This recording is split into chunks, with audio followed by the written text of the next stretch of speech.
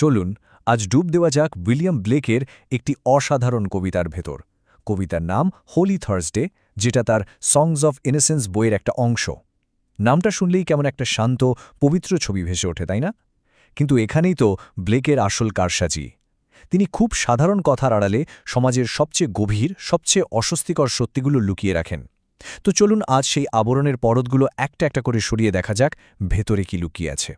ভাবুন তো একবার, সময়টা ১৭৮৯ সাল, জায়গা লন্ডন। হাজার হাজার গরিব বাচ্চাকে পরিষ্কার করে স্নান করানো হয়েছে, তাদের পরনে লাল, নীল, সবুজ রঙের ঝকঝকে পোশাক। তারা সবাই লাইন দিয়ে হেঁটে যাচ্ছে সেন্ট পলস ক্যাথেড্রালের দিকে। কি স্নিগ্ধ, কি সুন্দর একটা দৃশ্য, তাই না? কিন্তু যা দেখতে এত সুন্দর, তার পেছনের গল্পটাও কি ঠিক ততটাই সুন্দর? তো কবিতার গভীরে ঢোকার আগে চলুন এর চারপাশের পরিবেশটা, মানে এর পটভূমিটা একটু ভালো করে বুঝে নেই। লন্ডনের সেই বিশেষ দিন, সেই জমকালো আয়োজন যা ব্লেকের এই কবিতার মঞ্চ তৈরি করেছিল। আচ্ছা, হোলি থার্সডে দিনটা খ্রিস্টানদের জন্য খুবই গুরুত্বপূর্ণ, কারণ এই দিনে যিশুর শেষ নৈশভোজ বা লাস্ট সাপারকে স্মরণ করা হয়। কিন্তু ১৮ শতকের লন্ডনে এই দিনের আরেকটা পরিচয়ও ছিল। সেদিন সেন্ট পলস ক্যাথেড্রালে একটা বিশাল অনুষ্ঠান হতো, আর সেখানে চ্যারিটি স্কুলে থাকা গরিব বাচ্চাদের এনে সবার সামনে একরকম প্রদর্শন করা হতো। আর ব্লেক ঠিক এই দৃশ্যটা দিয়েই তার কবিতাটা শুরু করছেন। বলছেন, এক হোলি থার্সডের দিনে তাদের মুখগুলো ছিল নিষ্পাপ আর ধুয়ে মুছে পরিষ্কার, আর বাচ্চারা দুটো দুটো করে লাইন দিয়ে হেঁটে চলেছে লাল, নীল আর সবুজ রঙের পোশাকে। বাহ, শুরুতেই কি সুশৃঙ্খল আর রঙিন একটা ছবি, তাই না? চলুন প্রথমে আমরাও একজন সাধারণ দর্শকের মতো করে কবিতাটাকে দেখি, মানে শুধু এর সৌন্দর্য আর উদযাপনের দিকটা, যেন এটা একটা নিষ্পাপ উৎসবের বর্ণনা। এখানেই ব্লেকের আসল জাদুটা দেখা যায়। দেখুন তিনি কিভাবে শব্দ দিয়ে ছবি আঁকছেন। তিনি বলছেন, শিশুরা টেমস নদীর স্রোতের মতো বয়ে চলেছে, কতটা প্রাণবন্ত, কতটা জীবন্ত। আবার তাদের তুলনা করছেন অসংখ্য মেষ শাবকের সঙ্গে, যা পবিত্রতা আর সারল্যের প্রতীক। আর তারপর বলছেন, ওরা হলো লন্ডন শহরের ফুল, কি ভীষণ কোমল, সুন্দর আর মূল্যবান। এই উপমাগুলো শুনলে মনে হয় এই শিশুদের চেয়ে পবিত্র আর সুন্দর বুঝি কিছুই নেই। আর তারপর কি হলো, যখন এই হাজার হাজার শিশু একসাথে গান গেয়ে উঠল, তাদের সম্মিলিত কণ্ঠস্বর যেন সোজা স্বর্গে পৌঁছে গেল। ব্লেক সেই আওয়াজকে বলছেন প্রবল বাতাস বা সুরেলা বজ্রধ্বনির মতো শক্তিশালী। এটা যেন শুধু গান নয়, এ যেন এক ঐশ্বরিক শক্তি। আর এই একটা লাইনে এসেই যেন কবিতার এই বাহ্যিক সৌন্দর্যের উদযাপনটা শেষ হচ্ছে। কবি মুগ্ধ হয়ে বলছেন, আহা, কি বিশাল জনসমুদ্র লন্ডনের এই ফুলগুলো। সত্যি বলতে এই পর্যন্ত পড়লে তো মনে হবেই যে এর চেয়ে সুন্দর, এর চেয়ে নিষ্পাপ একটা দিনের বর্ণনা আর হতেই পারে না। কিন্তু ব্লেকের কবিতা তো শুধু সুন্দর ছবি দেখানোর জন্য নয়।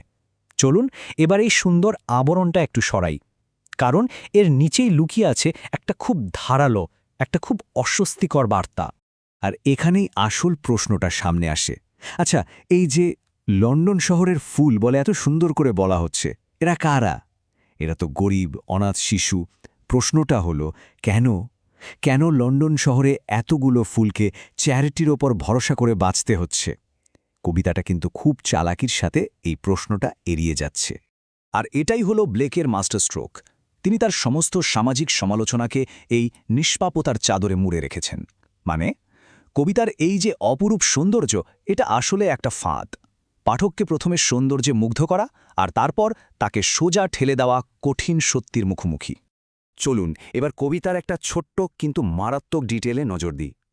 তুষারের মতো সাদা দণ্ড। বাহ, শুনতে কত পবিত্র। সাদা রং মানেই তো শুদ্ধতা, শৃঙ্খলা। কিন্তু একটু অন্যভাবে ভাবা যাক, এই দণ্ডগুলো কার হাতে? ক্ষমতাশালী কর্মকর্তাদের হাতে। তাহলে এই দণ্ডগুলো কি শুধুই পথ দেখানোর জন্য, নাকি এগুলো আসলে ভয় দেখিয়ে শাসন করার, নিয়ন্ত্রণ করার একটা অস্ত্র? ভাবুন, ব্লেক কিভাবে একটা নিরীহ দেখতে জিনিসকে এক মুহূর্তের শাসনের এক ভয়ঙ্কর প্রতীকে পাল্টে দিলেন। তো ব্লেক আসলে এই গোটা অনুষ্ঠানটার মাধ্যমে পুরো সমাজটাকেই যেন কাঠগড়ায় দাঁড় করাচ্ছেন, চোখে আঙুল দিয়ে দেখাচ্ছেন এর ভণ্ডামিগুলো। তাহলে ব্লেক ঠিক কি বলছেন? তিনি বলছেন, এই যে বড় লোকদের চ্যারিটি, এটা আসলে নিজেদের মহান প্রমাণ করার একটা লোক দেখানো পারফরমেন্স ছাড়া আর কিছুই না। সবাই এই সুন্দর দৃশ্য দেখে বাহাবা দিচ্ছে, কিন্তু কেউ এটা ভাবছে না যে এই বাচ্চারা গরিব কেন। সমাজ দারিদ্র্যের আসল কারণটাকেই দেখতে চায় না। আবার যারা এই বাচ্চাদের দেখাশোনা করছে, তারা নিজেদের খুব জ্ঞানী অভিভাবক হিসেবে দেখাচ্ছে, কিন্তু তাদের হাতে থাকা ওই সাদা দণ্ড বুঝিয়ে দিচ্ছে যে তারা আসলে কঠোর শাসক। আর সব মিলিয়ে এই পুরো সিস্টেমটাই শৃঙ্খলা আর নিয়ন্ত্রণকে করুণা বা মমতার মোড়কে বাজারজাত করছে। সোজা কথায় কবিতার আসল বার্তাটা হলো সমাজ এই শিশুদের নিয়ে সত্যিই ভাবে না, শুধু ভাবার ভান করে। একদিনের এই পারফরমেন্স দিয়ে কিছু হবে না, যা দরকার তা হলো সত্যিকারের পরিবর্তন, এমন পরিবর্তন যা এই দারিদ্র্যের শিকড় উপড়ে ফেলবে। চলুন এবার কবিতার একেবারে শেষ অংশে যাই, যেখানে ব্লেক আমাদের সবার জন্য একটা মারাত্মক সতর্কবার্তা রেখে গেছেন, যা আজও প্রাসঙ্গিক। কবিতার শেষ লাইনটা দেখুন, একটা সরাসরি নির্দেশ, আবার একটা সাবধানবাণীও। তাহলে মমতাকে লালন করো, পাছে নিজের দরজা থেকে কোনো দেবদূতকে তাড়িয়ে দাও। আর এখানে এই নিষ্পাপ শিশুরাই হলো সেই দেবদূত। যে সমাজ তাদের ঠিকভাবে যত্ন নিতে পারে না, সে আসলে নিজের দরজা থেকেই দেবদূত, মানে আশীর্বাদকে তাড়িয়ে দেয়। আর এই শেষ লাইনটা দিয়েই ব্লেক প্রায় ২৫০ বছর পরেও এসে আমাদের বিবেককে একটা সজোরে ধাক্কাবেন। তিনি যেন আমাদের সবার দিকে তাকিয়ে প্রশ্ন করছেন, লোক দেখানো, করুণা দেখানো বা বছরে একদিন ভালো কাজ করলেই কি দায়িত্ব শেষ হয়ে যায়?